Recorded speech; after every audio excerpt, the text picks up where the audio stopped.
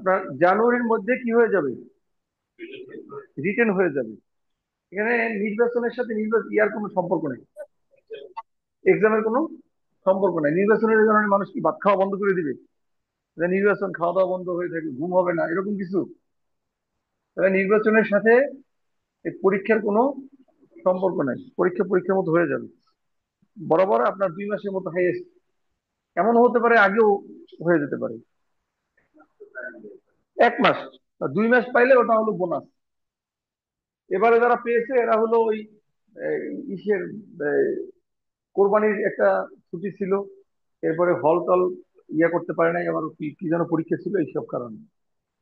আমি যেটা বলতে চাই সেটা হচ্ছে যে আপনারা দেখবেন যে আমাদের যে বার কাউন্সিলের সদস্য ব্যারিস্টার রুহুল কুদ্দুস কাজল ভাই, উনি দেখবেন যে বারবার কিন্তু কোয়ালিটি ইনশিওর করার কথা বলতেছে।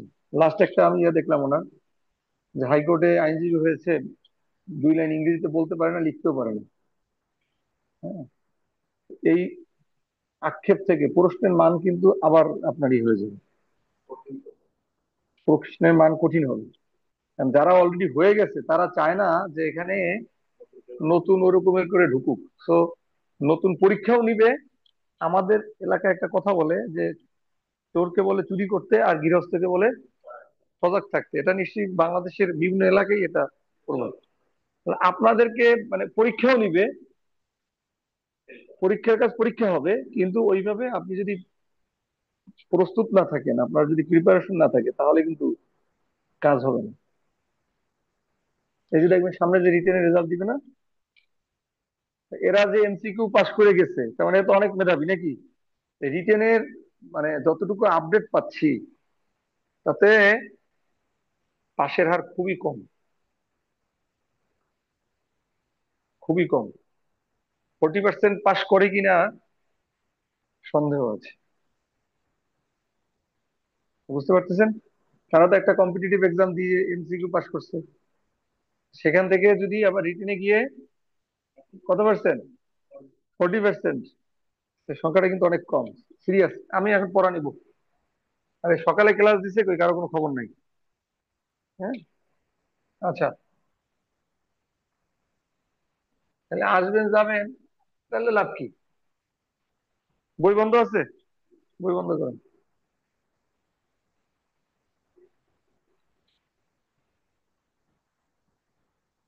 মাহমুদ বলো, তাহলে হবে কি?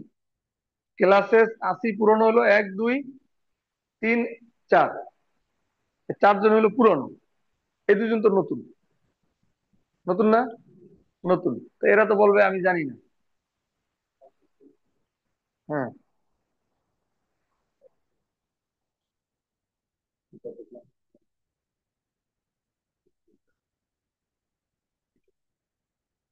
তা বলেন। যদি মানে অর্ডার অনেকই আছে, বলেন অর্ডার অনেক বিষয়বস্তুটা কি? পার্টিস, মোকদ্দমার পক্ষ সমূহ।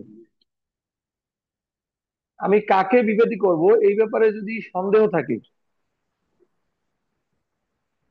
তাহলে তখনকার একটা পদ্ধতি বলা আছে। এই পদ্ধতিটা অর্ডার অনের কত নম্বর রুলে আছে? কথা বোঝা গেছে প্রশ্নটা? কাকে বিবাদী করব, এইটা যদি সন্দেহের মধ্যে থাকি আমি, তাহলে কি করতে হবে? মানে কোন পদ্ধতি ফলো করবো আমি?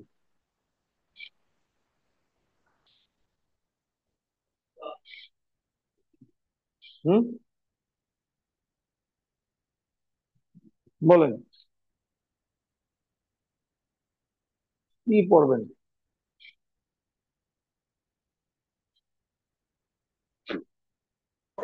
এরকমের না, শুধু সপ্তাহে 3 দিন ক্লাস করে কোনোভাবেই পাস করা যাবে না।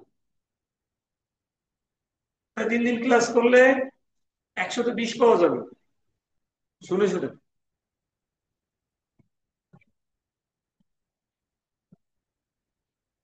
কথা পড়েন নাই, বুঝছেন? খুঁজে বের করেন তো, বের করে উত্তর দেন।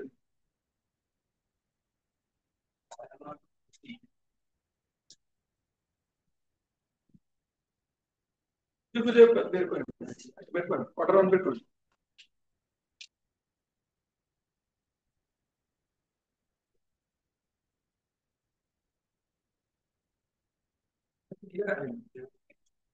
অ্যামেন্ডমেন্ট সহজ এটা।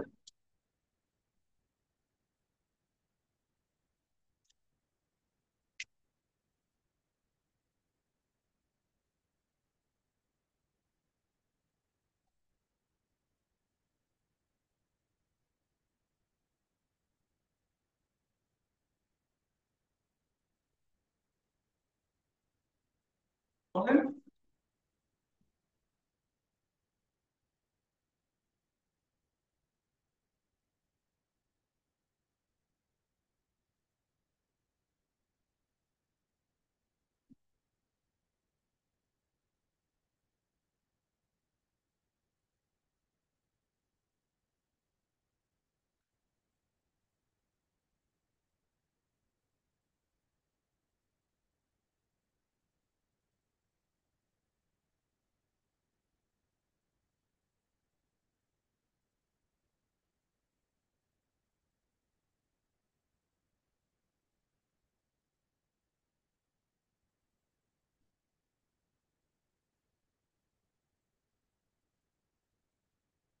পাওয়া যাচ্ছে না?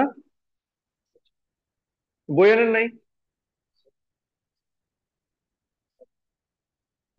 ওরা জানাই দেয় নাই কোন সাবজেক্ট? হুম।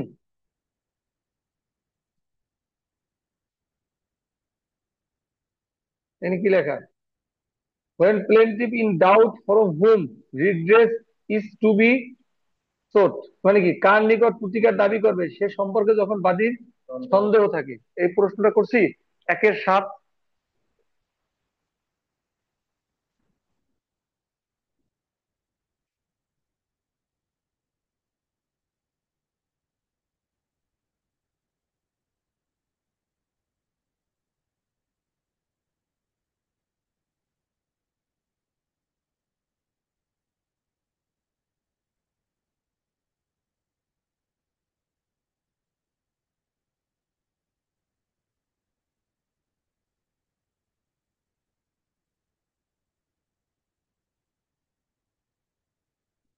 কি খবর? সমস্যাটা কি জানেন? সমস্যাটা হচ্ছে যে কেন মানে এত করতেছি, যে আপনি এগুলো না পড়লে আপনি তো পরের অর্ডার গুলো বুঝবেন না। আপনাকে জিজ্ঞেস করতেছি, আপনার মনে নাই মানে? মানে আপনার পড়েন নাই। আপনার পড়ার পরেও যদি মনে না থাকে তাহলেও সামনে আগানো যাবে না। এগুলোর উপরে ভিত্তি করেই তো আমার।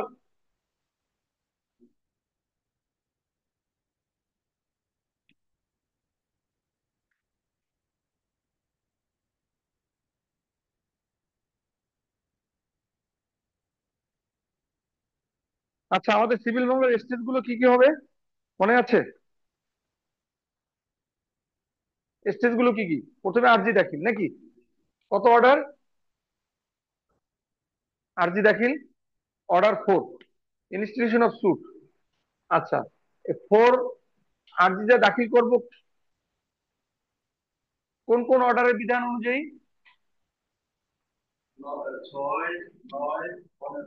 6, 9, 15 না, অর্ডার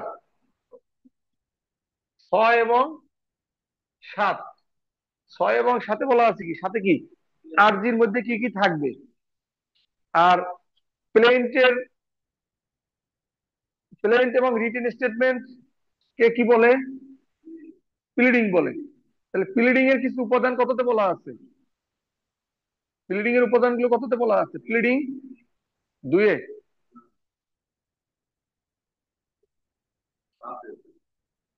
প্লিডিং 5-এ। দেখছেন অবস্থাটা? হুম। প্লিডিং কততে? 6-এ। তাহলে 6-এ হচ্ছে প্লিডিং এর কথা, সাথে হচ্ছে প্লেন্টের কথা। আবার 6-এ প্লিডিং, 8-এ রিটেন স্টেটমেন্ট। মানে 6টা কার কার জন্য প্রযোজ্য? 6টা 7-এর জন্য প্রযোজ্য, 8-এর জন্য প্রযোজ্য। এখানে কিন্তু কমন কথা বলা আছে। যেটা আরজি প্রস্তুত করতেও দরকার এবং জবাব প্রস্তুত করতেও দরকার। তো এই কথাগুলো আপনি যদি এখন প্লিডিং কততে আছে সেটা যদি না পারেন, তাহলে আপনি কি প্রস্তুতি নেবেন?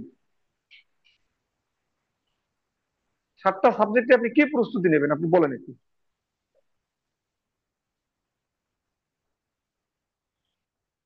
আচ্ছা, তাহলে এক আরজিতে আমাদের কোন কোন অর্ডার কভার করতেছে? 4, 6, 7। 4, 6, 7। আমি বলবো যে আরো কয়েকটা অর্ডার আছে এর মধ্যে। সেটা কি? যখনই আপনি আরজিতে যাবেন, তাহলে আরজির উপাদানের মধ্যে অর্ডার 7 রুল 1 এর মধ্যে প্রথমেই আছে কি, যে যে আদালতে মামলা দায়ের করতে হবে সে আদালতের নাম। তাই সে আদালত শিখতে গেলে আমাকে অর্ডার 6, সেকশন 6, সেকশন 9, এরপরে সেকশন 15 থেকে একেবারে 20 পর্যন্ত আমাকে জানতে হবে। অর্ডার মানে আর্জির আদালতের নামটা আমার ঠিক করতে। এরপর 2 নম্বরে বলা ছিল কি, যে বাদী নাম, ঠিকানা, এনআইডি নাম্বার, মোবাইল নাম্বার, যতটুকু উদ্ধার করা যায়। আবার বিবাদীর নাম, ঠিকানা। এখন আমি বাদী কে, বিবাদী কে, কাকে করব, এইটা শিখতে গেলে আমাকে কত অর্ডারে যেতে হবে? কথা কি বোঝা যাচ্ছে? কত অর্ডারে কাকে বাদী করব, কাকে বিবাদী করব, এই আলোচনা আমার কোন অর্ডারে বলা আছে? অর্ডার 1-এ। তাহলে এক আরজিতে কি কি পাচ্ছি? 4, 6, 7, আর কত? 1 নাকি? আচ্ছা, এরপরে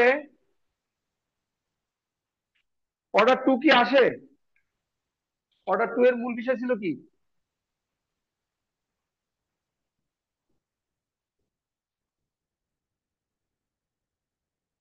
মামলার গঠন।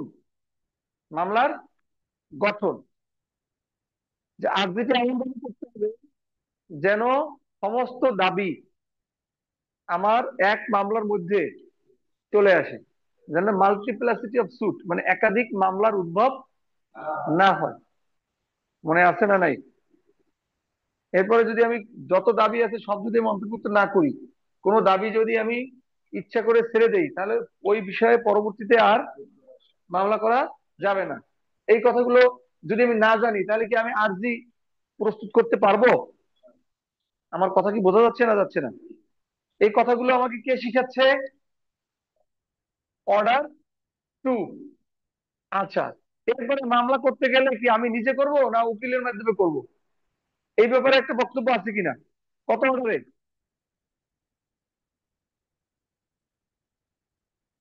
না পড়লে এরকমই হবে।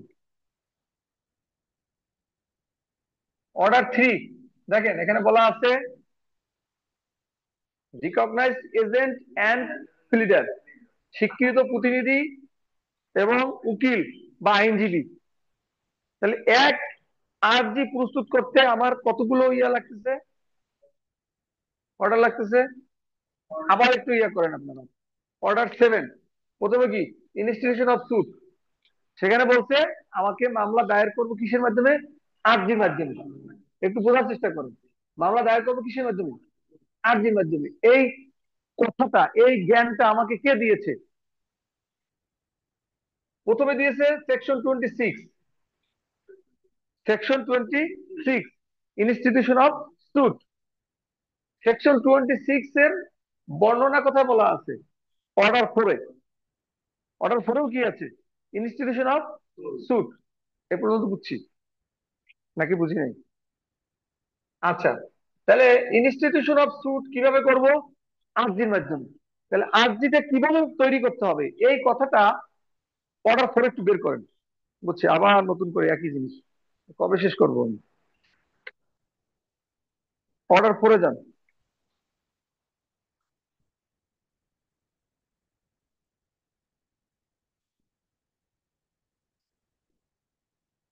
রুল 1-এর সাব রুল 2টা একটু পড়েন।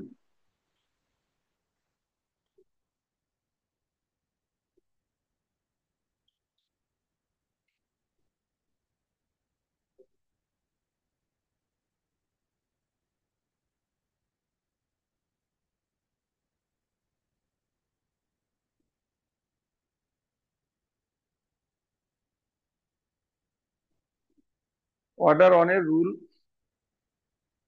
ওয়ান, সাব রুল টু পেয়েছেন। সরি, অর্ডার ওয়ান না, মানে আপনার order four. Order four rule অনের সাব রুল টু কি আছে পরে শুনান, কি আছে? আদেশের বিধি সহ যতদূর প্রযোজ্য হয় তদনুসারে আর্জি, প্রত্যেকটি আর্জি প্রণয়ন করতে হবে।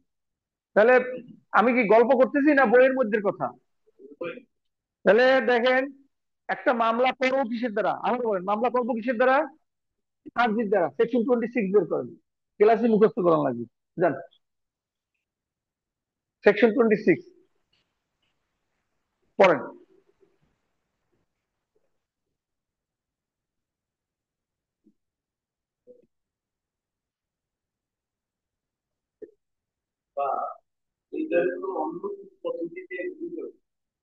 রুজু করতে হবে, এরপরে কিছু বলা আছে? কি বলা আছে কি? হ্যাঁ, এটাও আমাদের এখন নতুন এমসিকিউ, যে আর্জির বিষয় কিভাবে প্রমাণ করব? হলফনামার মাধ্যমে। ক্লিয়ার? তাহলে এখন দেখেন, একটা মামলা করব কিসের মাধ্যমে আবার বলেন? আর্জি দাখিলের মাধ্যমে। আর্জি দাখিলের মাধ্যমে। তাহলে আমরা শুরুর ক্লাসগুলোতে বলেছিলাম যে সেকশন গুলো হচ্ছে একটা ডাইরেকশন, এইটা করবা। ক্লিয়ার? বুঝতে পারছেন না পারেন নাই?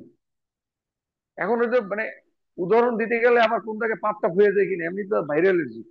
মানে যেমন আমাদের মূল ইসলামিক শরিয়ায় কোরআনটা হচ্ছে আমাদের মূল হুকুম করে, হাদিস হলো তার ব্যাখ্যা কিভাবে আমরা করব। ঠিক আছে, এখন পরে আর বলে যে সিপিসি রে কোরআনের সাথে তুলনা করছে, নাউজুবিল্লাহ। এটা জাস্ট বুঝানোর জন্য আমরা ইয়া করতেছি যে তাহলে আমাদের সেকশন গুলো হচ্ছে কি ডাইরেকশন, এটা করো। তাহলে এই আর্জিটা আমি কিভাবে দাখিল করব, এইটা আবার বলা আছে অর্ডার ফোরে।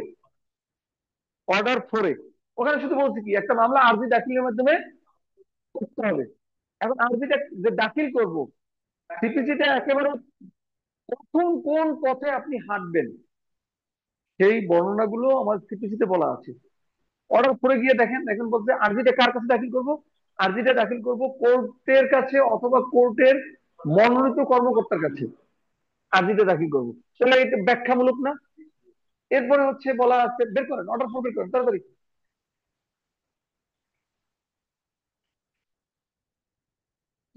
দেখেন কি লেখা আছে, রুল অনের sub rule on.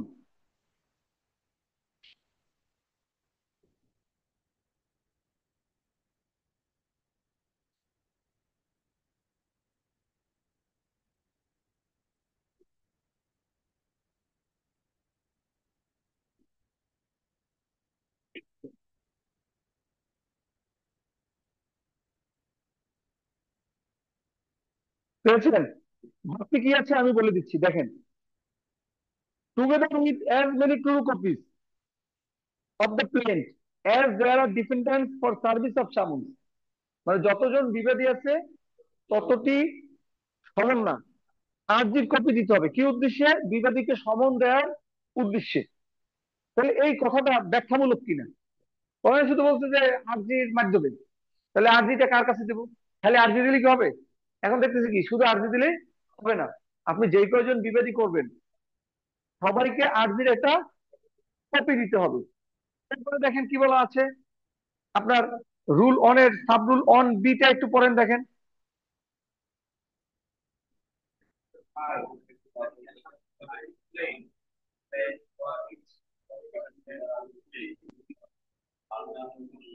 along with the prepaid registered acknowledgement due, এডি। এডি সহ আপনার একটা খাম যেখানে বিবাদী ঠিকানা ঠিকানা লেখা থাকবে, সেটাও আপনাকে কি করতে হবে? কোর্টের সাথে, মানে আর্জির সাথে জমা দিতে হবে। এরপরে এই যে কোন উদ্দেশ্যে দিতে হবে বলেন তো একটু? সমন, বিবাদীর প্রতি সমন যাবে, সমনের সাথে কি যাবে? আর্জির একটা কপি যাবে। তো সমনের ফিটাও কাকে দিতে হবে? বাদীকে দিতে হবে। সমতে পাঠাবো, এটা টাকা লাগবে না? এই যে রেজিস্টার ডাকে, রেজিস্টার ডাকে উইথ অ্যাকনলেজমেন্ট ডিউ, সেই টাকাটা কাকে দিতে হবে? বাদীকে দিতে হবে। এই যে দেখেন আপনার রুল অন এ, মানে সাব রুল অন এ পড়েন।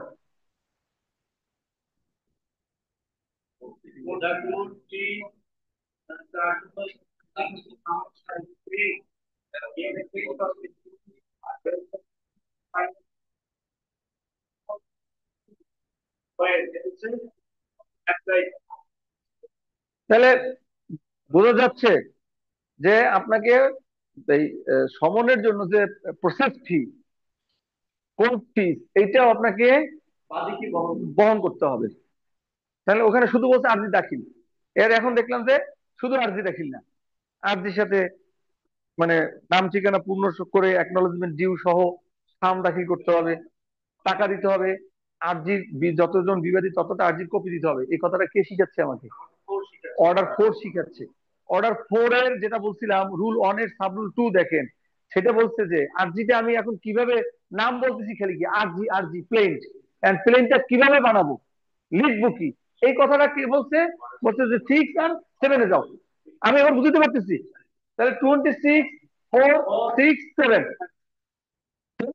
লিখতেছি, বলতেছে আরজিতে আদালতের নাম দিবা। তাহলে কোন আদালতে মামলা করবে এটা আমাকে শিখাবে কে? সেকশন 6, সেকশন 9, 15 থেকে 20, 6, 9, 15 থেকে 20, এইখান থেকে আমি শিখবো যে মামলাটা কোন আদালতে দায়ের করতে হবে। বোঝা গেছে কথা? এরপরে ছিল কি বলছি যে 2 নম্বরে দেখেন, অর্ডার সেভেনে যান। অর্ডার সেভেনে করেন নাই তো এখন আবার কষ্ট দেবেন আমাকে।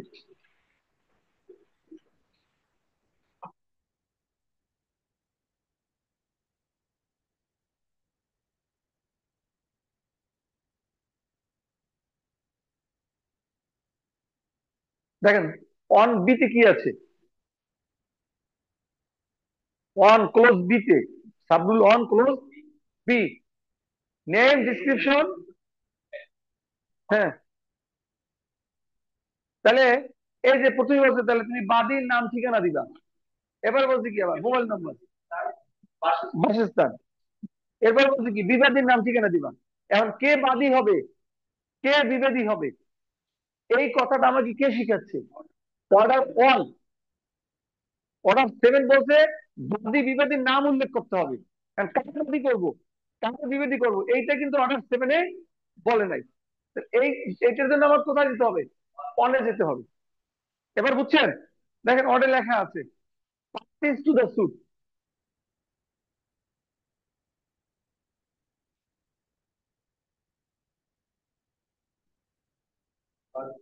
Parties to the suit.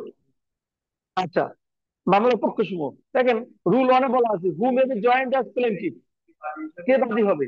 Rule থ্রিতে বলা আছে who may be joined as defendant. পেয়েছেন? তিন তিন, who may be joined as defendant, মানে কাকে বাদী করব আর কাকে বিবাদী করব, এই এই সমস্ত শিক্ষা কে দিয়েছে? Order on. অর্ডার অন এর বিভিন্ন রুলে মানে এই যে বাদী বিবাদী করার নিয়মগুলো বর্ণনা করা হয়েছে। আমি কি বুঝতে পারতেছি? বোঝা যায়? আচ্ছা, তাহলে অর্ডার অনে দেখেন রুল অনে বলা আছে who may be joined as প্লেনটিফ। এখানে বলছে যদি সেম ট্রানজাকশন, একই ঘটনা নিয়ে যদি কোনো মামলা হয় এবং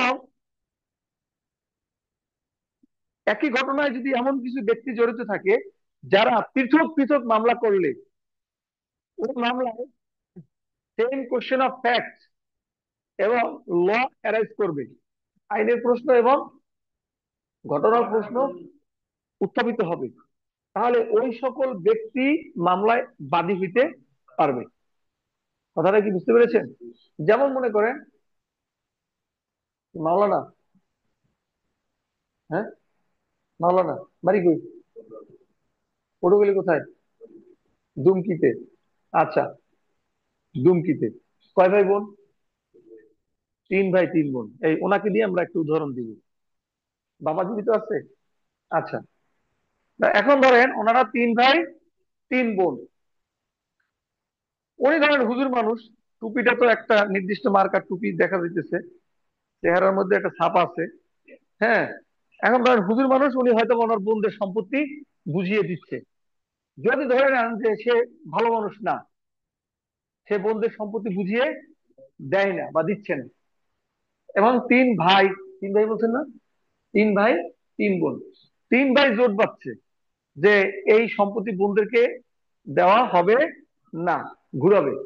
এখন বোনদের মধ্যে বোনরা যদি পৃথক পৃথক মামলা করে, তাহলে একই ঘটনা এবং একই প্রপার্টি আসবে কিনা, এবং একই আইনের প্রশ্ন আসবে কিনা।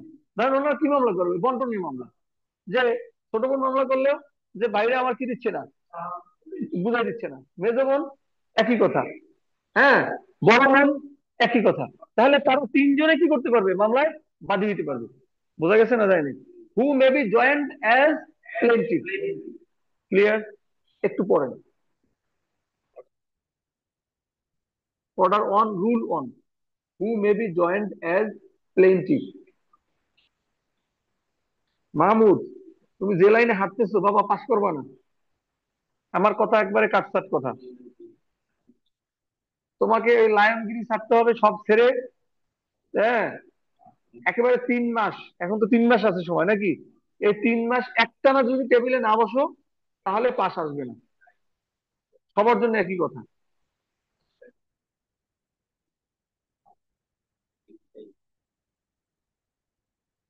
ট্রানজেকশন,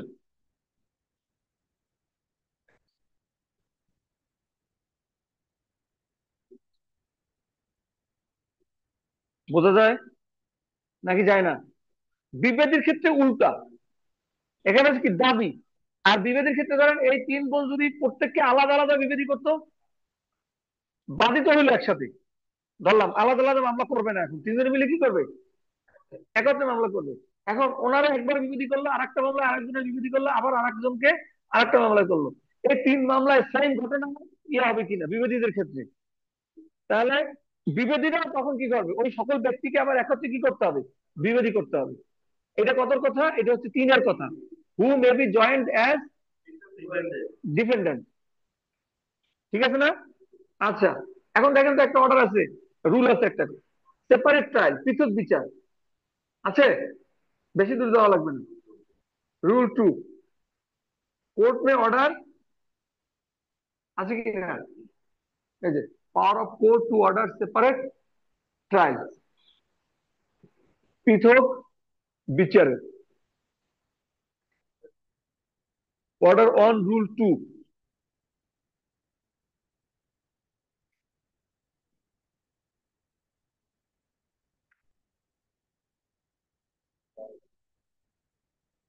বই আনেন নাই?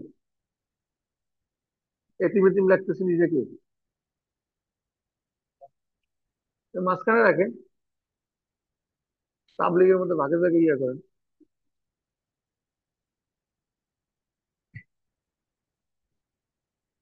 এটা বোঝা যাচ্ছে?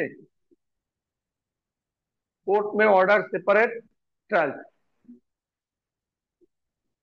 মানে আপনি যখন একাধিক ব্যক্তি বাদী হয়ে গেল, কোর্ট যদি মনে করে যে এই এতগুলোকে একসাথে আনার কারণে মামলার বিচারটা বিলম্বিত হচ্ছে এবং ন্যায় বিচার নিশ্চিত নাও হতে পারে, সেই ক্ষেত্রে তখন কি করতে পারে? ভাগ করে দিতে পারে। যে ঠিক আছে, 20 জন একত্রে হয়েছো, এই 5 জনেরটা একবারে চলবে, বা এই 15 জনেরটা মানে আলাদা চলবে, এইভাবে। এটা হচ্ছে যে কোর্ট মে অর্ডার সেপারেট ট্রায়াল। তাহলে এইটা আমার আজকে মূলত ইয়া না কেন, এটা আমি একবার পড়িয়ে ফেলেছি, এটা আপনারা একটু পড়ে নিবেন। আমি আমার মানে মূল আলোচনায় যেখানে যাব ওইখানে যাওয়ার সাথে আমি এইটা একটু জাস্ট আমি ইয়ে করতেছি, মানে রিভাইজ দিচ্ছি। তাহলে দেখেন, এক আর্জি প্রস্তুত করতে আমার অর্ডার অন লাগতেছে কিনা, আমি বুঝতে পারতেছি? অন লাগতেছে। এরপরে টুতে কি বলছে? টুতে বলছে দেখেন, framing of suit, framing of suit, মকদ্দমার গঠন। এইটার মূল কথা হচ্ছে যে যত দাবি আছে, যত দাবি আছে, সব দাবি আপনাকে একটা মামলায় যদি আনার সুযোগ থাকে তাহলে আপনাকে আনতে হবে। কে কে বোঝে নাই কথাটা?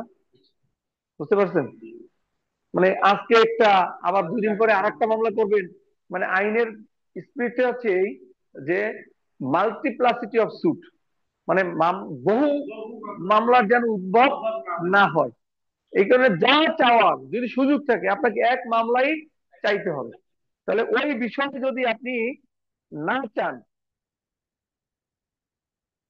তাহলে পরবর্তীতে আপনি আর কি করতে পারবেন না, আলাদা মামলা করতে পারবেন না, আলাদাভাবে চাইতে পারবেন না।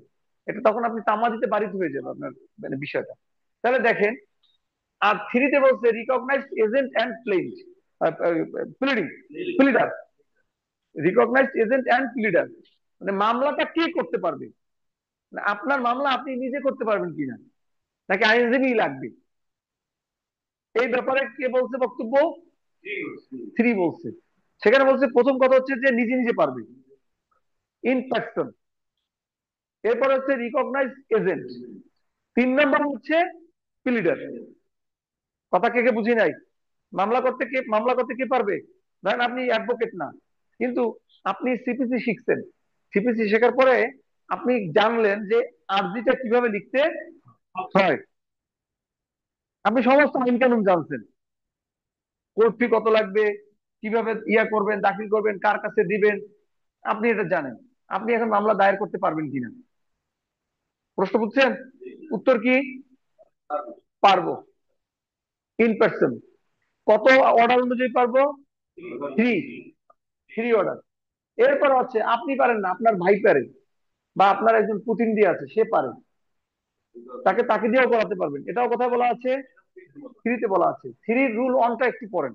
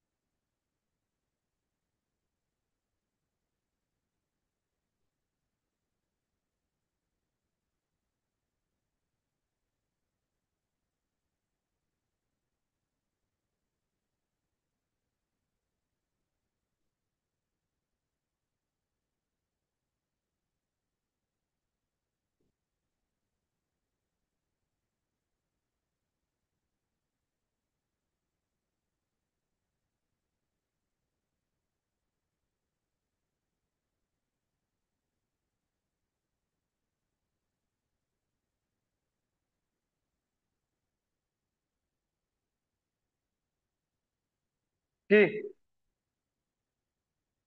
হ্যাঁ, কি শর্ত দিচ্ছে?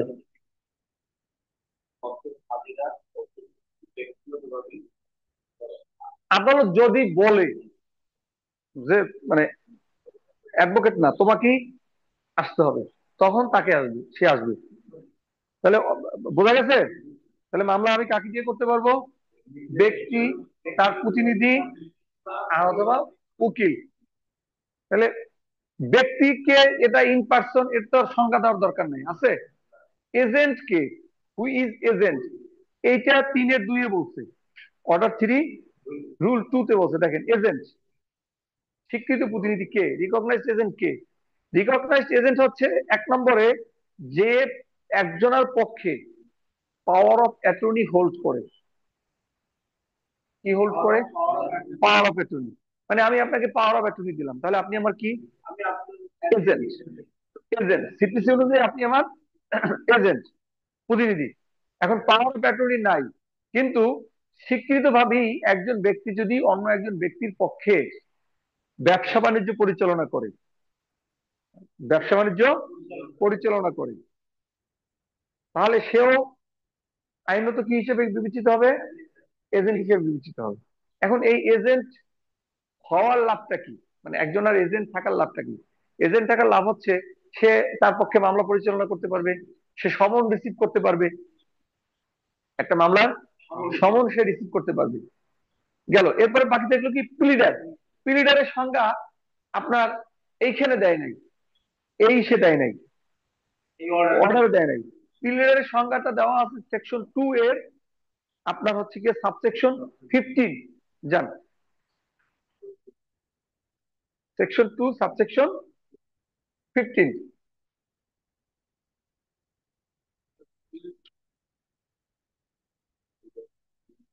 কি প্লিডার আছে? হ্যাঁ, কি প্লিডার বলতে কাকে বোঝানো হচ্ছে?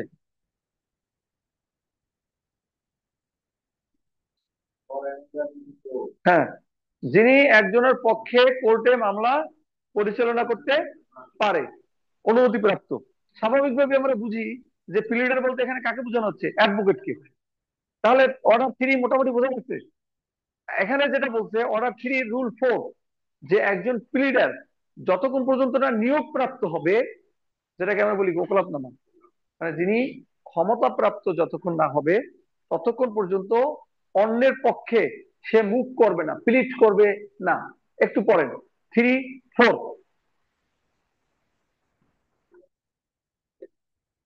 সেকশন 3, 4 না, অর্ডার 3 রুল 4।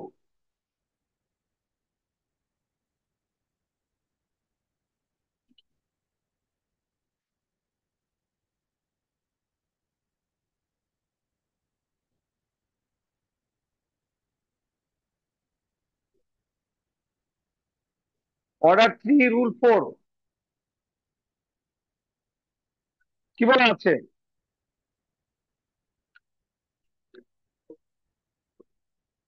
এটা বলছে কিনা যে no pleader shall act for any person in any court unless he has been appointed the purpose by such person by a document in writing, মানে লিখিত ডকুমেন্ট ব্যতীত যতক্ষণ পর্যন্ত তাকে মনোনয়ন দেওয়া না হবে, তাহলে ততক্ষণ পর্যন্ত সে একজন প্লিডার অন্য কোনো ব্যক্তির পক্ষে কোনো মামলায় এক এপিয়ারেন্স করবে না। এই হচ্ছে কি আমাদের মূল কথা। ক্লিয়ার? আচ্ছা, তাহলে এখন এটার দিকে একটু তাকান। আমার এক আরজিতে কতগুলো ইয়ে লাগতেছে বলেন, এবং কোন অর্ডারে কি আছে? অর্ডার 4 কি আছে? অর্ডার 4 ইনস্টিটিউশন অফ সুট, মোকদ্দমা দায়ের। 6 কি আছে? প্লিডিং। 7 কি আছে? প্লেন্ট। অনেক কি আছে? Parties. Parties to the suit. টুতে কি আছে? Framing of suit. থ্রিতে কি আছে? Recognised agent and pleader. তাহলে 1 থেকে 7 পর্যন্ত শুধু কি নাই? পাস নাই, নাকি? তাহলে বাকিগুলো আমার আরজি প্রস্তুত করতে দরকার হয় নাকি হয় না? এমনি এমনি দিচ্ছে। এভাবে পড়লে আর পড়াটা কষ্ট হওয়ার কথা না। অর্ডার 1 কি বা 2 কি আলাদা আলাদা করে কি, এটাকে কম্বাইন করে দিলাম যে এক আরজি প্রস্তুত করতে আমার কি কি লাগতেছে। আবার একটু শিরোনাম গুলো পড়েন, কোন অর্ডারের শিরোনাম কি পড়েন তাড়াতাড়ি।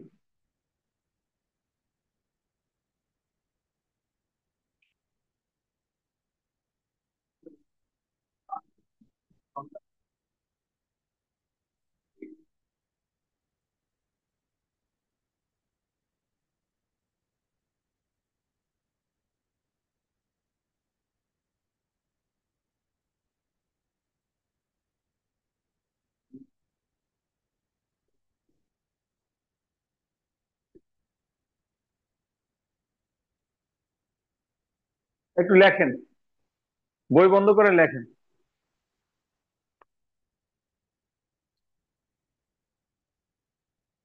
এই অর্ডার গুলো উপরে লেখা আছে না?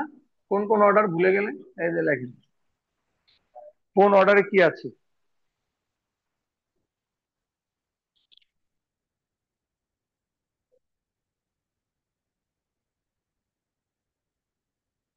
বই বন্ধ, দেখে দেখে লিখলে তো হলো না।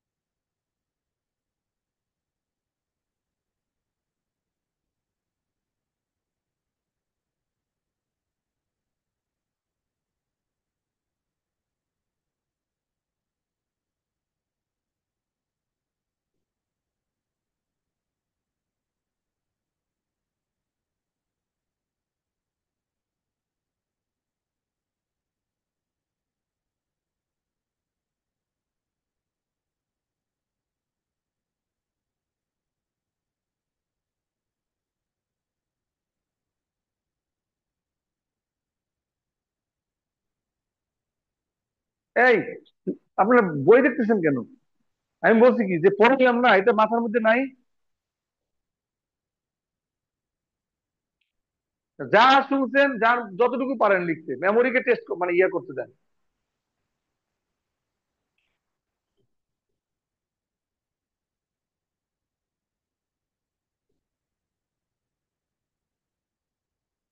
লেখা হয়েছে? আচ্ছা, কি অবস্থা? এই, অর্ডার সিক্সে কি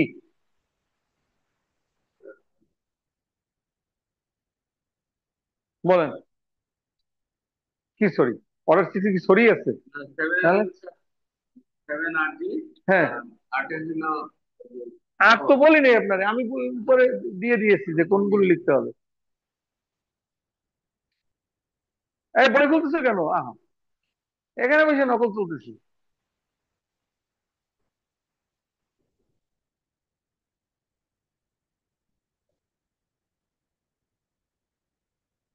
হয়েছে, সবগুলো হয়েছে? হ্যাঁ, সিক্সে কি? হ্যাঁ, সিক্সে কি প্লিডিং? আপনি সিক্সের সামনে প্লেন কেন লিখছেন?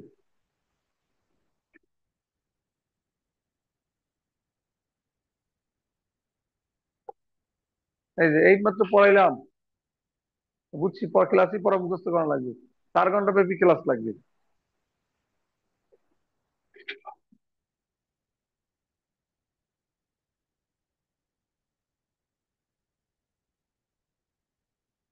Order one, parties to suit, মোকদ্দমার পক্ষ। টু, ফ্রেমিং অফ স্যুট, মোকদ্দমার গঠন।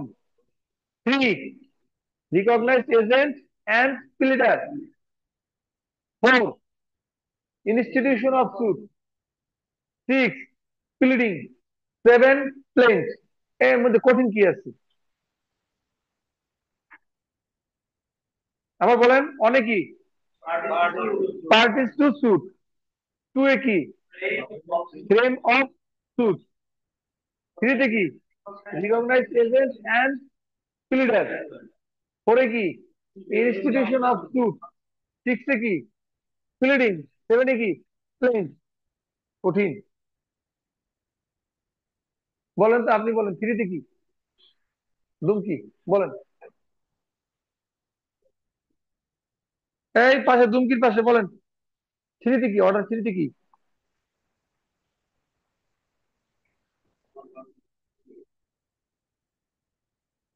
মাহমুদ বলো, থ্রিতে কি? লিডার। আচ্ছা, আপনার নাম কি? সোয়াইব, বলেন, পরে কি?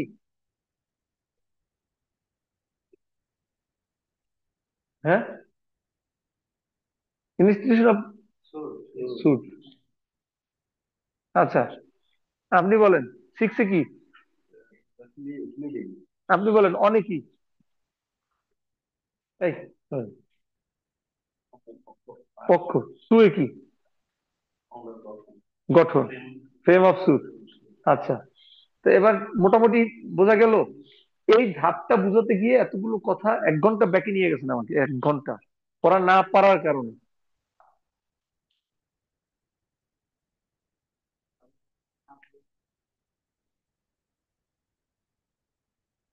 এখন তাহলে আমার আর্জি আমি দাখিল করলাম, মানে আমার সিপিসি তে যতগুলো অর্ডার, এই অর্ডার গুলো কেন?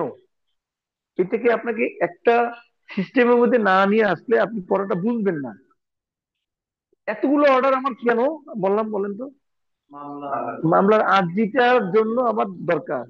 আর্জিটা প্রস্তুত করতে আমার এতগুলো অর্ডারই আমার দরকার। মানে ঘুরিয়ে পেঁচিয়ে যেভাবে হোক, এই অর্ডারগুলো আমার দরকার। তাহলে আমি আর্জিটা কোর্টে দাখিল করলাম। এরপরে কি করতে হবে? বিবাদীর প্রতি আমার সমন দিতে হবে। এই বিষয়ে আলোচনা করছে অর্ডার 5, সার্ভিস অফ সমন। কিভাবে সমন দিতে হবে, কার কাছে সমনটা জমা দিব, ওই ব্যক্তি বিবাদীদের বরাবর কিভাবে সমনটা পৌঁছাবে, এই জাতীয় বক্তব্যগুলো কোথায় বলা আছে? অর্ডার 5-এ। বোঝা গেছে? অর্ডার 5-এ। অর্ডার 5-এ যখন আপনি সমন দিলেন, বিবাদিত মামলায় প্রতিদ্বন্দ্বিতা করতে চাইলে তাকে আসতে হবে। সে আসবে খালি হাতে আসবে নাকি হাদিয়া নিয়ে আসবে? হাদিয়া নিয়ে আসবে। হাদিয়াটা কি? Written statement. রিটেন স্টেটমেন্ট এইটা কততে বলা আছে? এইটে। রিটেন স্টেটমেন্ট প্রস্তুত করতে আমার কোন কোন অর্ডার লাগবে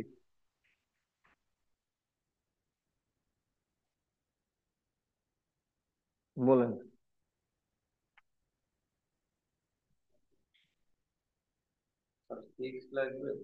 হ্যাঁ, ফোর তো বাদীর দায়িত্ব। হুম। সেভেন তো আরজি। আমি বলছি রিটেন স্টেটমেন্ট, সেভেন কি? আরজি। আরজি কি বিবাদীর দরকার আছে?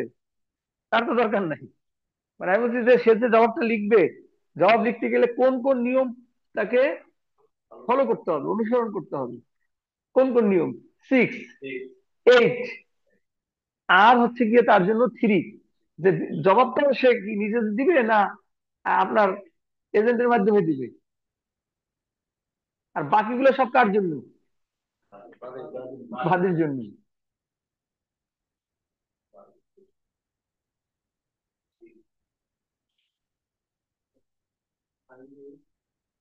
ফাইভ এইট না তো, সিক্স এইট থ্রি। এটি কি আছে? লিখিত জবাব। এটি আছে লিখিত জবাব। তাহলে এখন দেখেন তো, ওয়ান থেকে এইট পর্যন্ত হইলো, গ্যাপ আছে আর কোনো?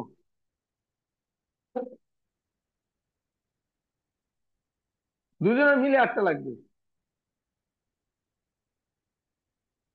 আচ্ছা, আপনি বলেন তো, অর্ডার এইটি কি আছে? লিখিত জবাব। লিখিত জবাব প্রস্তুত করতে গেলে আমার কোন কোন অর্ডারের হেল্প নিতে হবে?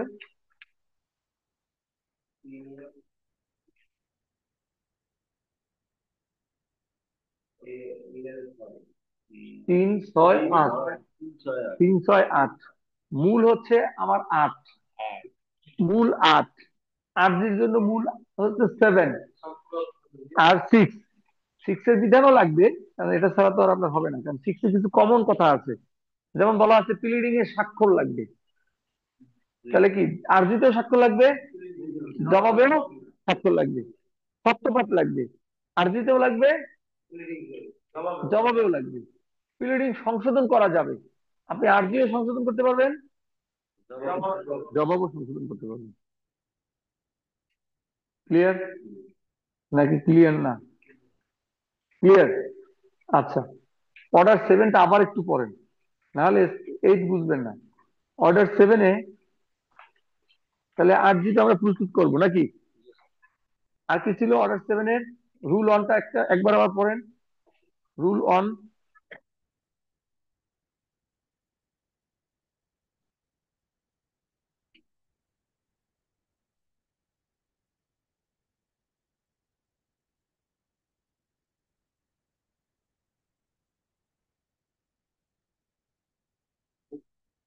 হ্যাঁ,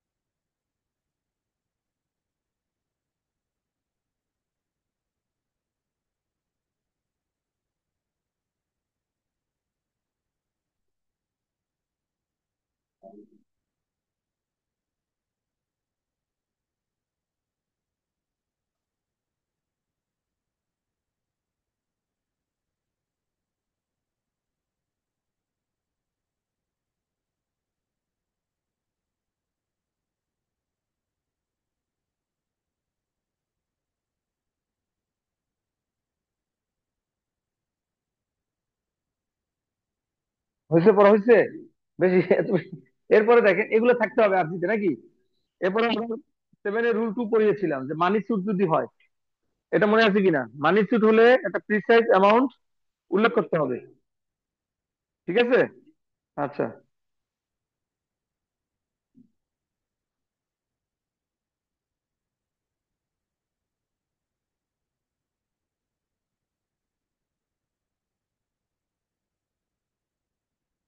আচ্ছা, এরপরে আসি আমরা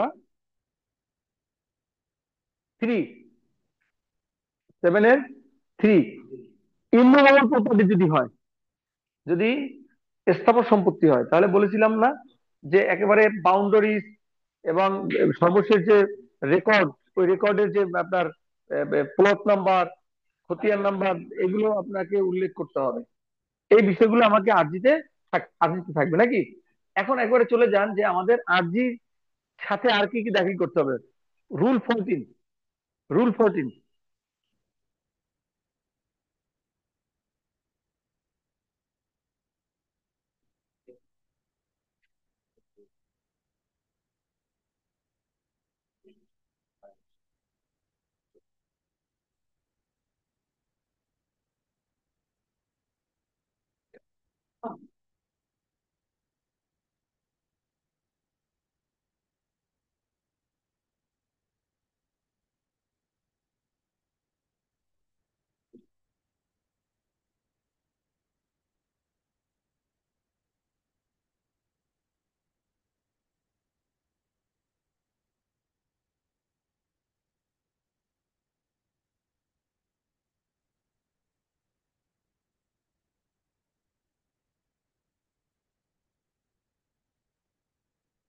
বের করছেন?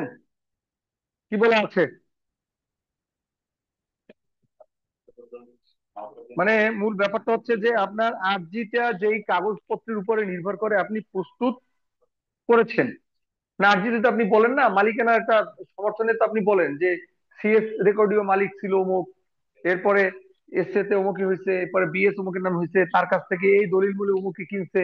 এই যে ডকুমেন্টস গুলোর বর্ণনা আপনি আরজিতে দিলেন, যে ডকুমেন্ট গুলোর উপরে ভিত্তি করে আপনি আপনার দাবি পেশ করেন, সেই ডকুমেন্ট গুলো আপনাকে আলাদা একটা লিস্ট করে, যেটাকে আপনারা কোর্টে যারা যান ফিরিস্তি ফর্ম, এই ফিরিস্তি ফর্মে আপনাকে লিস্ট করে আলাদা দিতে হয়। ক্লিয়ার? আচ্ছা। এরপরে আপনি চাইলে 14 এর রুল 2 পড়েন। আপনি চাইলে একটা ট্রু কপি রেখে আপনার আইনজীবী কর্তৃক সত্যায়িত করে আপনি কি করতে পারবেন?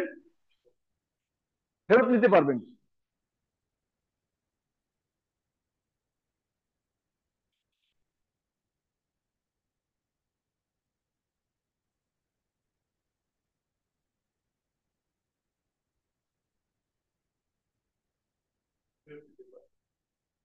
ক্লিয়ার? এরপরে বলছে যদি কোনো ডকুমেন্ট আপনার দখলে না থাকে, তাহলে এটা আপনাকে আরজিতে উল্লেখ করতে হবে যে এই ডকুমেন্টটা আমার কাছে নেই। দেখেন 14 এর রুল 3, এটা খুব মনোযোগ দিয়ে পড়েন, কাজে লাগবে। এটা পড়লে অন্য একটা অর্ডারে গিয়ে আমাদের এটা কাজে লাগবে। দেখেন, where the plaintiff relies on any other document not in his possession or power in support of his claim, he shall enter such document in a list to be added or annexed to the plaint and state in whose possession or power they are. কথাটা কি বোঝা গেছে না যায়নি? যদি তার নিজের দখলে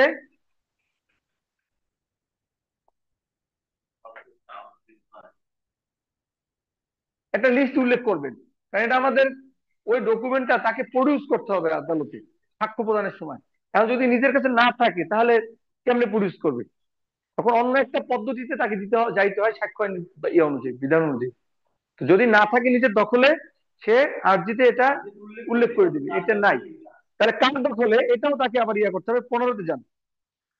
While initial document is not in possession or power of the plaintiff, he shall, if possible, state in whose possession or power it is.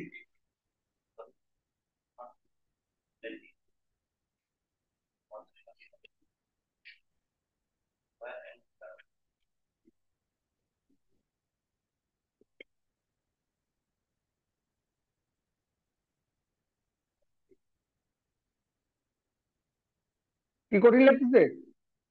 এরপরে এই যে আপনি এদিকে দেখেন, আপনি যখন উল্লেখ করলেন না যে আপনার দখলে নাই, উল্লেখ করলেন না, অথবা আপনি ডকুমেন্টসটা আদালতে দাখিল করলেন না, কারণ আইনে আছে যে যেই যে ডকুমেন্টের উপর রিলাই করে, রিলাই তো বুঝেন, নির্ভর করে আপনি আর্জিটা প্রস্তুত করলেন, সে ডকুমেন্ট আপনাকে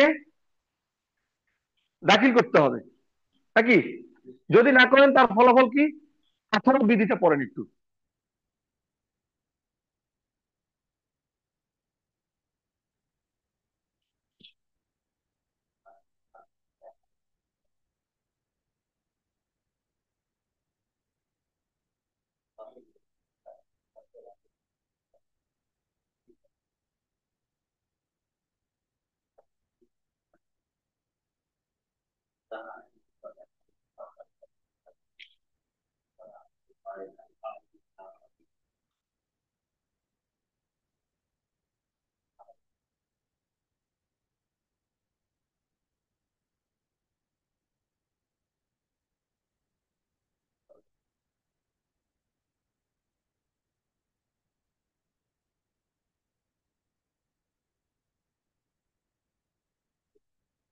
এক বুঝছেন, এক বুঝছেন, মানে কি, যদি প্রডিউস না করি তাহলে পরবর্তীতে এইটা আমি আর কি করতে পারবো না, প্রডিউস করতে পারবো না, সাক্ষ্য হিসেবে এটা প্রডিউস করতে পারবো না আদালতের অনুমতি ছাড়া। আদালতের অনুমতি ছাড়া কঠিন নিয়ম করে ফেলছি। ওকে, আচ্ছা, যাদের চা দিয়েছে চা ইয়া করেন, ঠান্ডা হয়ে যাবে, চা ঠান্ডা হলে তো তাহলে 2 মিনিট বা 3 মিনিট আমাদের চা খাওয়ার বিরতি।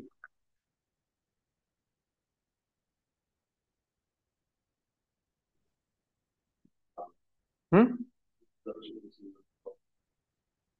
চলবে, চলে। এই যে এর জন্য দায়ী কারা? দায়ী বললে তো আপনার ইয়ে করবে। দায়ী কারা? নিয়ম অনুযায়ী মামলা করে না। আর মামলা চাইলে আদালতে, আদালত কেন মামলা করবে না? আদালত তো মামলা করতে প্রস্তুত আছে।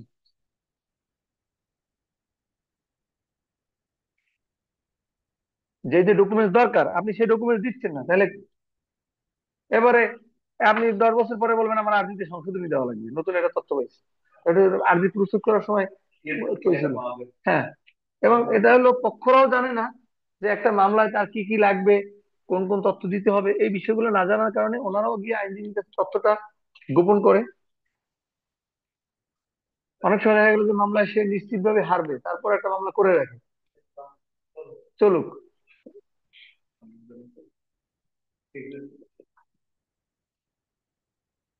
আচ্ছা, তাহলে এটা ফাঁকে ফাঁকে আমরা কথা বলতে থাকি। আচ্ছা, তোমাকে আমি বলি, এই যে ধরো সকালে ক্লাস দিলে অবস্থা কি?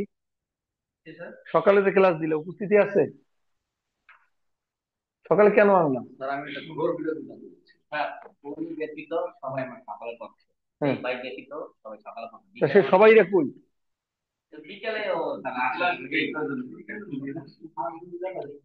ও, আচ্ছা, ঠিক আছে, ওকে। না, আপনারা তো টাইমলি আসেননি। 4 জন না কজন নিয়ে শুরু করলাম? আচ্ছা, ঠিক আছে। না, মানে গণতন্ত্র তো এদিকে না, ওদিকে না যাই। গণতন্ত্র যেদিকে যাবে সেদিকে যেতে হবে, বুঝতে পারছেন? এক সময় আপনার বয়স কত? 33? তো খুব বেশি না, খুব বেশি না। আপনার কত? 39? আর কারে জিজ্ঞেস করবেন? আপনার? তাহলে বয়সে আমার থেকে, মানে আপনার কত? 30? তাহলে বয়সে আমার থেকে এখানে কেউ মানে ইয়া নাই। এ ওই যে 38 বললো, 38 বললো। হ্যাঁ, দেখ এখন এই কথাটা কেন, এটা আমি বলছি যে বিষয়টা হচ্ছে যে যুগের যে চাহিদা, যুগের চাহিদাটা কি? আমাদের ছোটবেলা, আপনাদেরও ছোটবেলা, আপনারা তো খুব বেশি মানে আপনাদের যে বুড়ো হয়ে গেছে তা না। এক সময় ক্যাসেট, এই যে ধরেন আপনার আসিফের গান, আসিফ কোন গানের দ্বারা জনপ্রিয় হয়েছে? হুম। হুম। এই গানটা কি হতো ওই সময়? 25 টাকা ক্যাসেট ছিল নাকি? ক্যাসেটে বিক্রি হতো। এবং এই যে গানের যে শিল্পটা, কারণ ওই সময় এরকম ওই ডিভাইস ছিল না যে আপনি এখন কপি করেন, মোবাইলে কপি করেন, MP3 ডিভাইস ছিল না, ছিল। এখন দেখছেন, এখন এই শিল্পটা এখন কিন্তু নাই। অডিও শিল্প এখন আর আছে?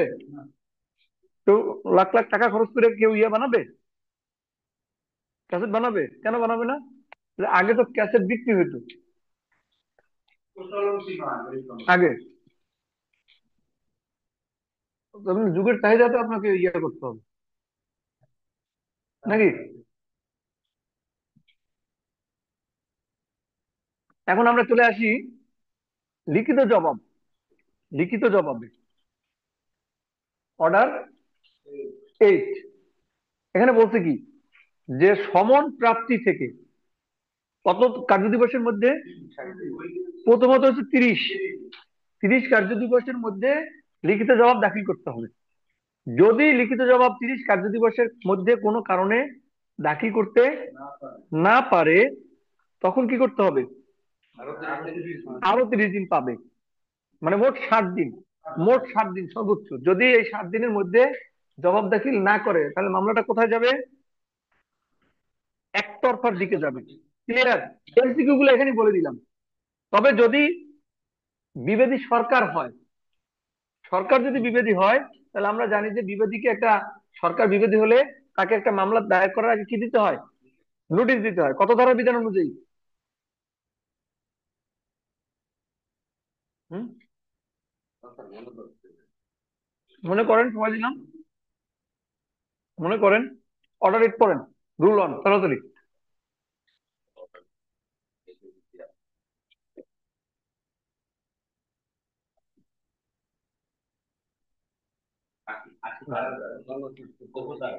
হুম।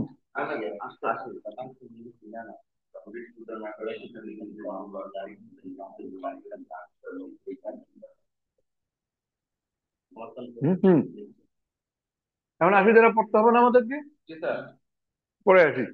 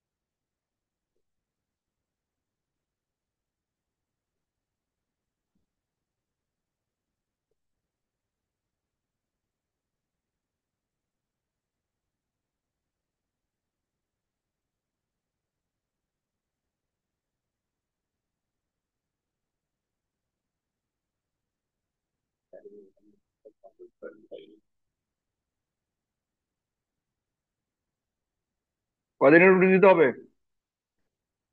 সরকারকে কয়দিনের নোটিশ দিতে হবে? কয় মাস আগে? 2 মাস আগে। তাহলে ওই 2 মাস যদি ওইখানে না দেন, সিস্টেমটা বুঝতে পারতেছেন, ইকুয়েশনটা? 2 মাস যদি ওইখানে না দেন, তাহলে এইখানে তাকে বাড়াইয়া দিতে হবে। ক্লিয়ার? হুম। মামলা করার আগে নোটিশ দেন নাই, তাহলে জবাব দাখিলের জন্য সরকার ওই যে পূর্বের যে 2 মাস এখানে আবার সে পাবে। 3 মাস 4 মাস কেমনে পাইলো? তাহলে আরো কত হবে? 3 মাস কেন বলবো? হুম। ঠিক আছে। আচ্ছা, এখন তাহলে অর্ডার 8 নিয়ে এতক্ষণ পর্যন্ত যতটুকু বললাম সেটা কি, কতদিনের মধ্যে? সার্ভিস অফ সামন থেকে 30 দিন, এরপরে সর্বোচ্চ 60 দিন। তা সেই হিসেবে বুঝি কি পরে আরো 30 দিন বৃদ্ধি হচ্ছে। ক্লিয়ার?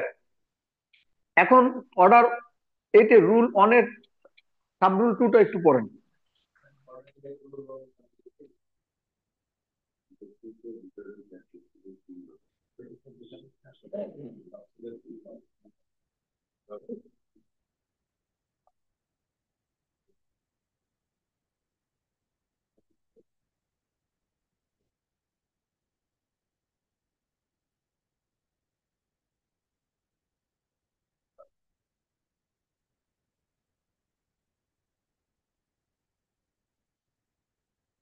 কে কান্নাকাটি করতেছেন?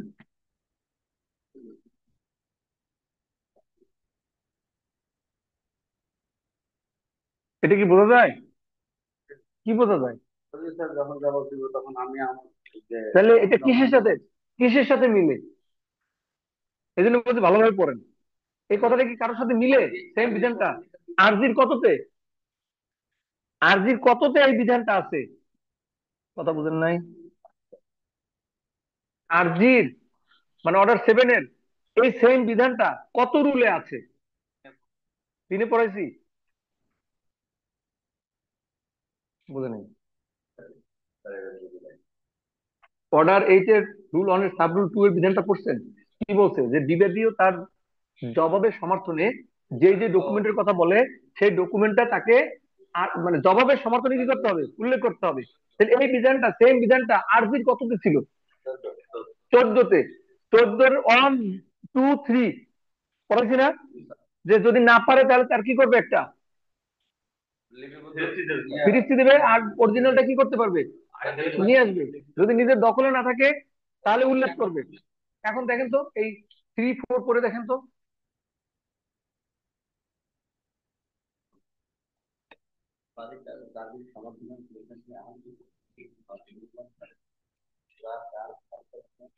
বাদী না বিবাদী? এটা কেন পড়বেন? আপনি তো পড়বেন এখন অর্ডার 8। হ্যাঁ,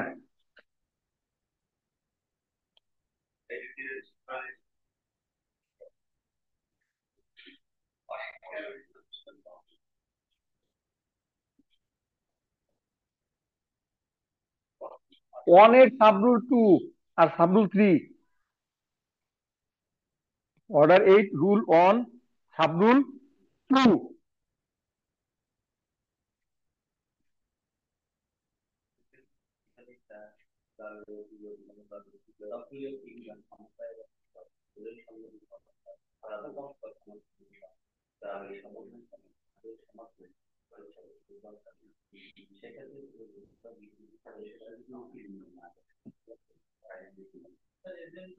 নিজে নিজে নিজে নিজে করবে, নিজে করবে। কোর্টটা ইয়া করবে যে অরিজিনালটা দিয়েছে কিনা কম্পেয়ার করে নিবে।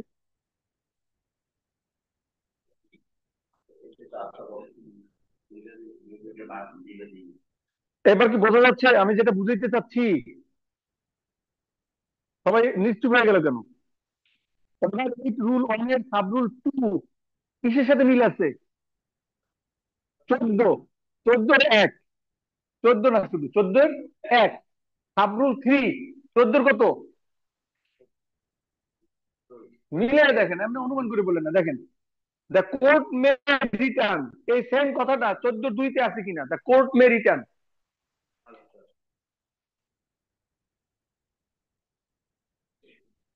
আছে?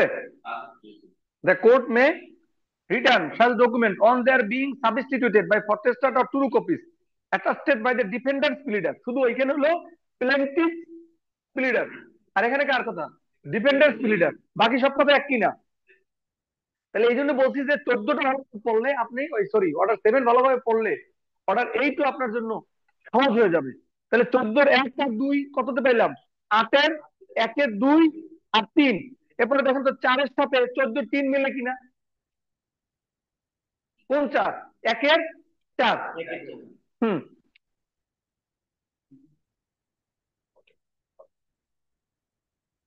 অর্ডার দেখেন মেলে কিনা। পড়াশোনাটা এইভাবে করতে হবে, এভাবে কম্পেয়ার করে পড়ছেন।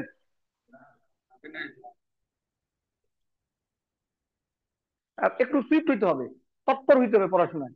কি পাওয়া যাচ্ছে না, কি যেন নাম, আমি পাওয়া যাচ্ছে না, কি বলছি? আটের একের কত? চার। চার। এইটার সাথে 14 নিলাম।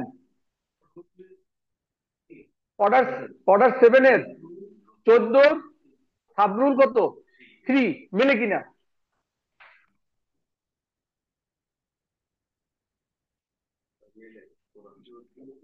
হুম।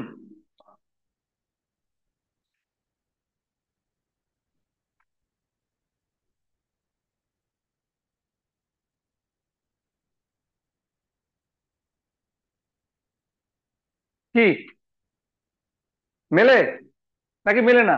তো মেললে তো হাসি খুশি থাকার কথা। মেলে। আচ্ছা, এরপর 14তে আমরা কি পড়ছিলাম? কত 14? সাতের, 14 যে ধারাবাহিকতা আমরা পড়ছিলাম কি, যে ডকুমেন্টটা যদি নির্দিষ্ট তারিখে দেয় না দেয়, তাহলে পরবর্তীতে কি পারবে এটা দিতে? আদালতের অনুমতি ছাড়া পারবে না। কথা ছিল। কথা আমার কি, আমি কি বুঝতে পারতেছি না? এরকম কথা বলছি না বলি নাই? কোন কথা বলছি? যে যদি মানে এইভাবে মামলা দায়েরের সময় যদি ডকুমেন্ট গুলো সে প্রডিউস না করে, বা কার দখলে আছে সেটাও সে না বলে, তাহলে পরিণতি কি হবে? এই পরিণতিটা কোথায় বলা ছিল?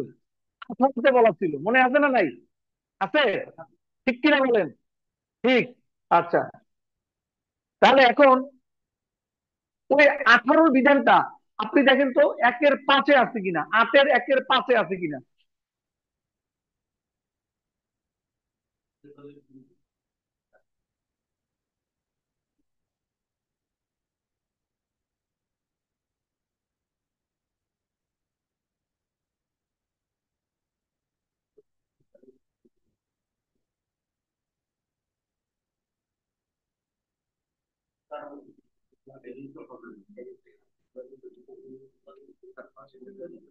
হ্যাঁ, এইভাবে তো লিখে রাখবেন যে সেম বিধি ওইটাই আছে, ওইখানে আবার ওর কথা লিখে রাখবেন, তাহলে না পড়াটা মানে বুঝতে পারবেন।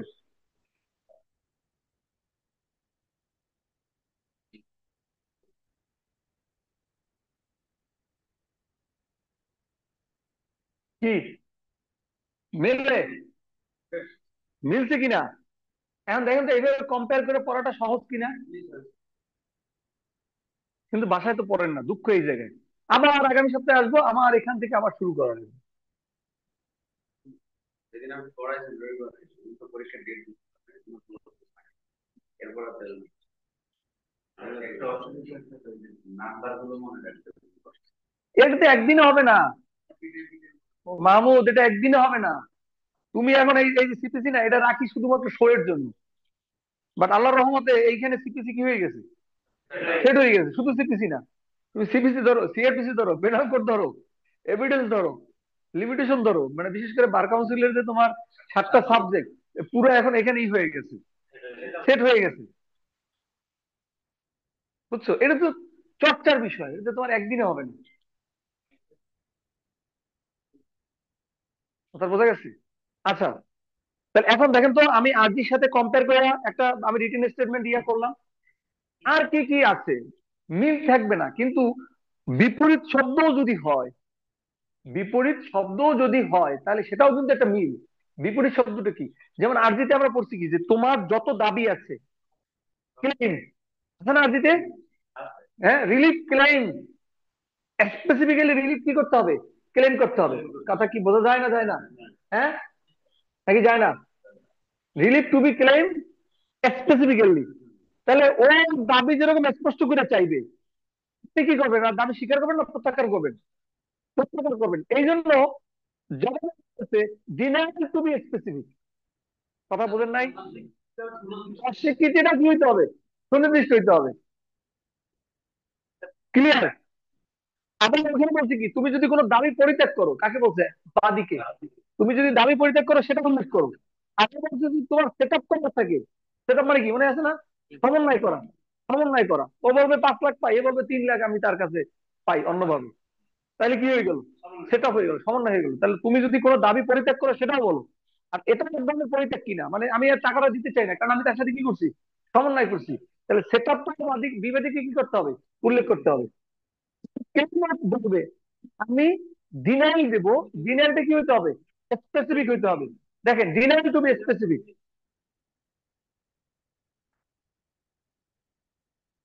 3, ডিনাইল টু বি স্পেসিফিক। আবার পাঁচটা আছে কি, স্পেসিফিক ডিনাইল।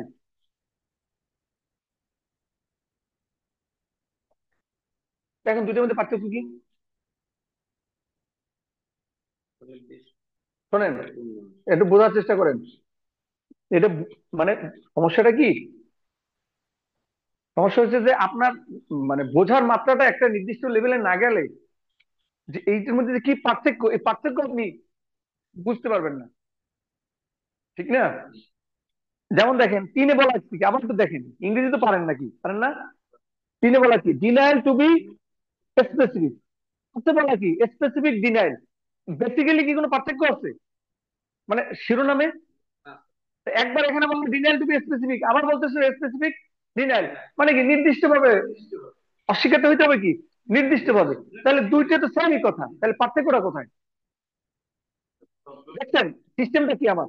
সিস্টেমটা হচ্ছে আগে আপনাকে বুঝানো যে এর মধ্যে কিছু একটা কি আছে, পার্থক্য আছে, নাহলে আপনি বুঝবেন না। আগে আমি বলবো, আপনারা একটু পড়েন, নিশ্চয়ই এখানে দুই একজন মাইন্ড থাকবে যে পার্থক্যটা বের করতে পারবে। এক জায়গায় বলা আছে কি, ডিনাইল টু বি স্পেসিফিক, ভিতরে কথা বলতে হবে। আবার করতে বলা কি, স্পেসিফিক ডিনাইল। কথা কিন্তু একই, শিরোনামের কথা এক, কিন্তু ভিতরের বস্তুর মধ্যে কিছু একটা পার্থক্য থাকবে। এটা একটু বের করেন।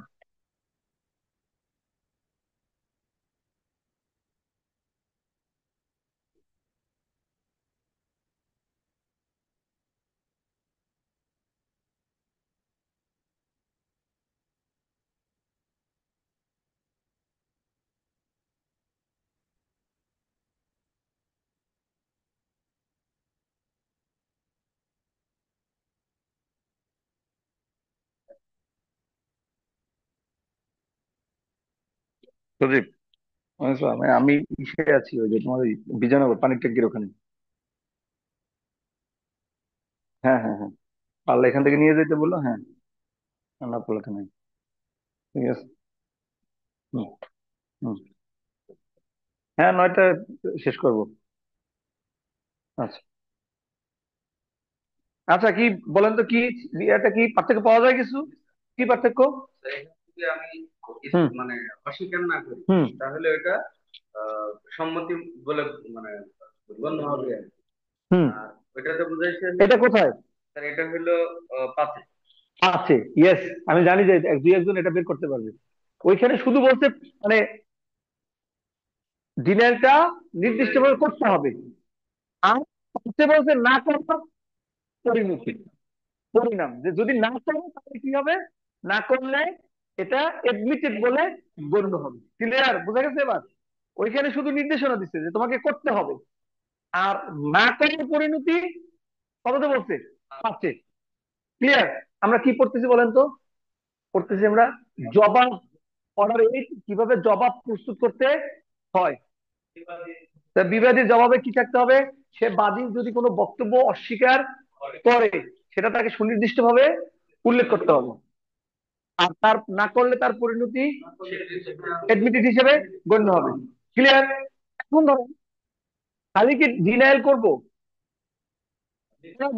যে মামলা করলো যে আমার ভাই কি করছে, বাবা অসুস্থ থাকা অবস্থায় তার কাছ থেকে জমি লিখে নিয়েছে। বাবা আমাদেরকে অনেক ভালোবাসতো, তিনি তার জীবদ্দশায় বারবার বলছে যে আমার এই মেয়ের অমুক জায়গাতে জমি দেবো, এই মেয়ের অমুক জায়গাতে জমি দেবো। কিন্তু দেখা গেল যে দলিলে বাবার সব জমি কাদের দিয়ে দিচ্ছে, ভাইদের দিয়ে দিচ্ছে। এই ঘটনা ঘটছে নাকি এরকম? হ্যাঁ, ঘটছে, হ্যাঁ। আচ্ছা, তাহলে যে না আমার বাবা এই জমি দেয় নাই, তাহলে এটা হলো কি, বাদীর কথা।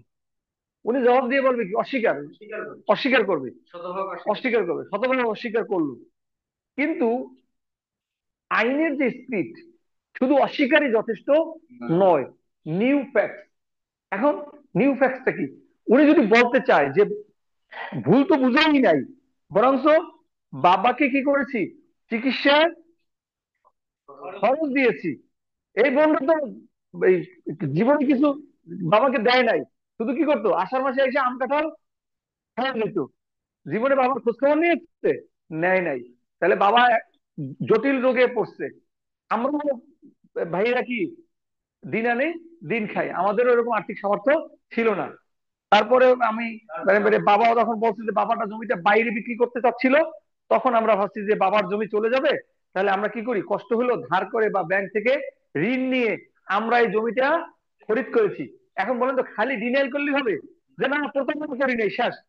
ডিনাইলটা কি? বোনটা বোন দাবি করবে কি, বোনটা দাবি করবে যে বাবার সাথে কি আমাদের সাথে কি করছে, প্রতারণা করছে। সে ডিনাইল করলো না, আমি প্রতারণা করিনি, আমি তো হইলাম অমুক দলের কর্মী। ঠিক আছে? কি? তো তাহলে নিউ ফ্যাক্টসটা কি? নিউ ফ্যাক্টস হচ্ছে যে এই যে ব্যাংক থেকে লোন নিয়েছে, বাবার অসুস্থতা ছিল, সেই জমিতে অন্য এক জায়গায় কি করতে চেয়েছিল, বিক্রি করতে চেয়েছিল। এই ফ্যাক্টস গুলো যদি আপনি না বলেন, তাহলে কিন্তু আপনি আমাদের সিভিল মামলার যে বিষয়, সিভিল মামলা হলো আর্জি বা জবাবের বাইরে গিয়ে সাক্ষ্য দেওয়া যায় না। তাহলে আপনি কেমনে প্রমাণ করবেন যে আপনার দলিলটা সঠিক, বোনদের বক্তব্য মিথ্যা, সঠিক নয়? তাহলে এই যে নিউ ফ্যাক্ট, এইটা আপনাকে কি করতে হবে, অন্তর্ভুক্ত করতে হবে। যদি আপনি না করেন, তাহলে এই বিষয়ে আপনি সাক্ষ্য দিতে পারবেন না। আপনি শুধু বলে গেলেন যে না প্রতারণা হয় নাই, শেষ, ইট ইজ নট এনাফ। আমি কি বুঝতে পারছি?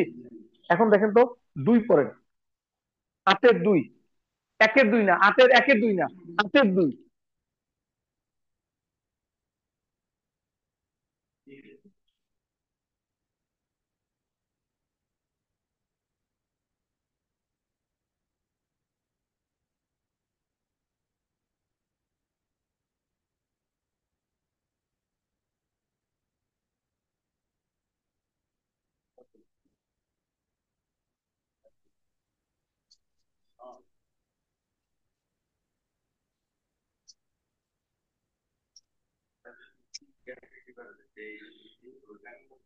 এটা তো প্রমাণ করতে হবে,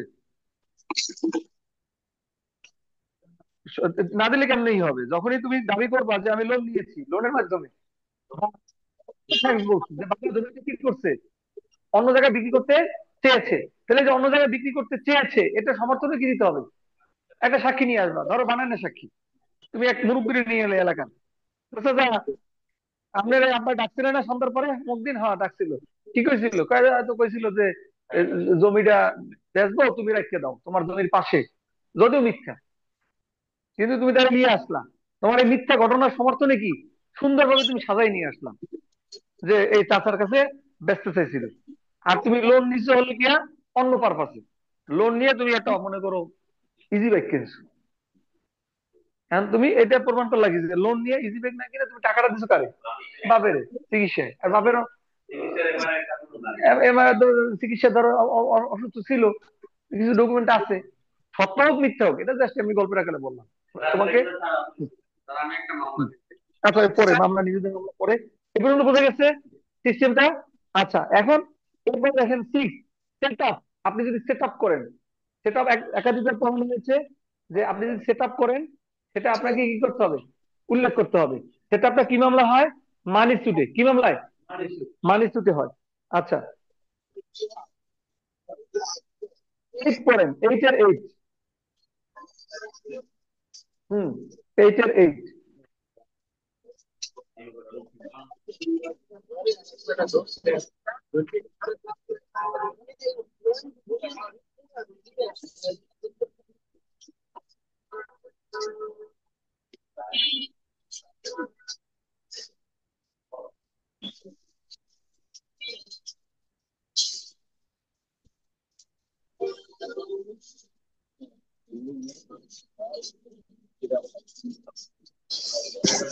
কোনটা?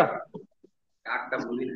পড়েন তো, কি আছে লেখা? মোকদ্দমা রুজু করার পর হ্যাঁ, অথবা অথবা পারস্পরিক দায়সদের দাবিতে লিখিত বিবরণ পেশ করার পর, হ্যাঁ, যদি বিবাদী আত্মপক্ষ সমর্থনে নতুন কোন অজুহাত দেখা দেয়, নতুন কোন গ্রাউন্ড, এই অজুহাতটাই ঝামেলায় পড়ছেন।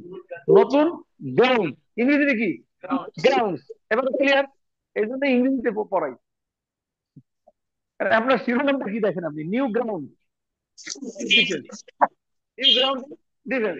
নতুন কোনো গ্রাউন্ড যদি তৈরি হয় তাহলে সেটা আপনাকে কি করতে হবে? উল্লেখ করতে হবে। এই জন্য দেখেন সাবসিকুয়েন্ট প্লিডিং, সাবসিকুয়েন্ট প্লিডিং, 9 পড়েন, 9 সাবসিকুয়েন্ট প্লিডিং, পরবর্তী আর্জি জবাব।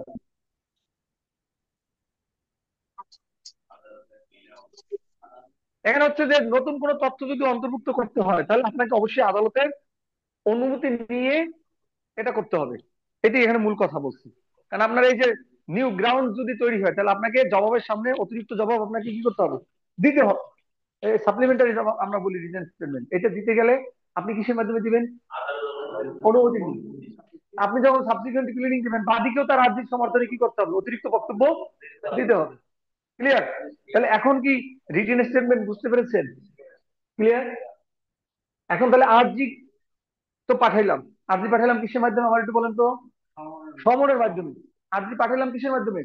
সমনের মাধ্যমে। সমন পাঠাবো কোন বিধি অনুযায়ী? 5 ধারা না, অর্ডার 5। সমনের কি কোনো সেকশন আছে? কত? 27 পড়েন। 27 সেকশন 27, 27 ধারা। আমরা যতদূর সম্ভব সেকশন এবং অর্ডার আমরা মিলিয়ে মিলিয়ে পড়বো। ক্লিয়ার? দেখেন তাহলে আমাদের সমনের সেকশন হচ্ছে কত? 27, অর্ডার হচ্ছে 5। দেখেন পড়েন, 27টা পড়েন। হুম,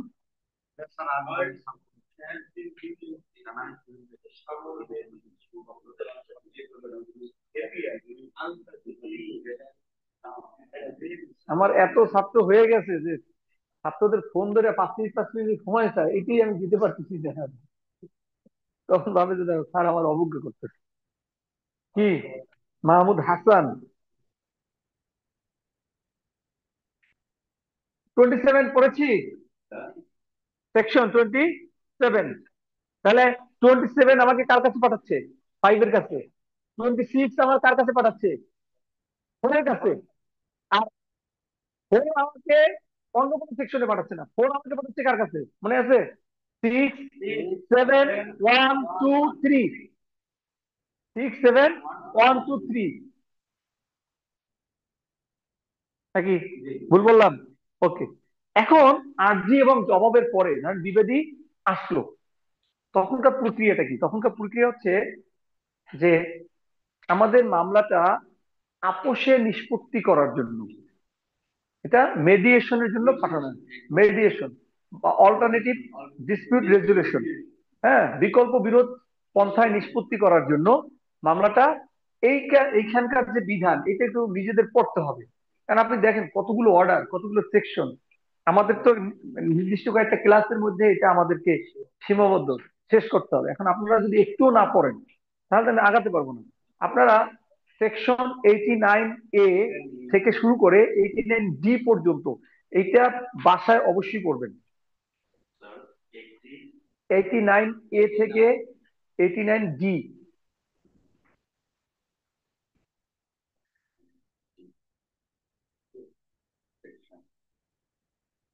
ঠিক আছে? ওইখানে কিসের কথা বলা হয়েছে? মধ্যস্থতাকারী নিয়োগ করবে, এডিআর। হ্যাঁ, আদালত মামলাটা মানে এখানকার যে বিধান সংক্ষিপ্ত ভাবে আমি বলি, প্রত্যেকটা জেলায় আপনার একটা মেডিয়েটরদের একটা লিস্ট থাকার কথা, যে এরা এরা মামলাগুলো কি করে? নিষ্পত্তি করে, মানে সালিশ করে সোজা কথা। আইনজীবীদের একটা তালিকা থাকবে বা রিটায়ার্ড ডিস্ট্রিক্ট জাজদের, রিটায়ার্ড জাজদের একটা তালিকা থাকবে। তাহলে যখন আপনি একটা মামলা কি করবেন, জবাব দাখিল হয়ে গেল, বিবাদী যখন আসলো, তখন এই মামলাটা, কারণ আমরা পরবর্তীতে পড়ার পরে আমরা দেখবো, বা আমাদের তো অনেকে এখানে পারিবারিক ভাবে বিভিন্ন দেওয়ানি মামলায় থাকতেই পারে, আত্মীয় স্বজনের মামলা, যে একটা মামলা আসলে শুরু হইলে সহজে কি হয় না, শেষ হয় না। এই যে সমনজারিটা পড়ে দেখেন অর্ডার 5-এ, যে এক সমনজারি করতে 4-5 বছর চলে যায়। এরপরে জবাব দাখিলের জন্য সরকার যদি হয়, তাহলে সরকার তো 4 মাস পাই দিতেছে, কারণ আগে ইয়া দেয় না, নোটিশ দেয় না। এই 4 মাস মানে কি শুধু 4 মাস? না, এই 4 মাস মানে 1 বছর। মানে ডেট গুলো কি একবারে 4 মাসের মাথায় পড়বে? পড়বে না। তো এই সব বিবেচনা করে, যে যখন একটা মামলা কন্টেস্টিং ওয়েতে নিষ্পত্তি করতে গেলে অনেক সময় লেগে যায়। আর কি সমস্যা, আর সমস্যা হচ্ছে, আপনি এই থেকে কি চিন্তা করছেন সত্য কথা বলুন।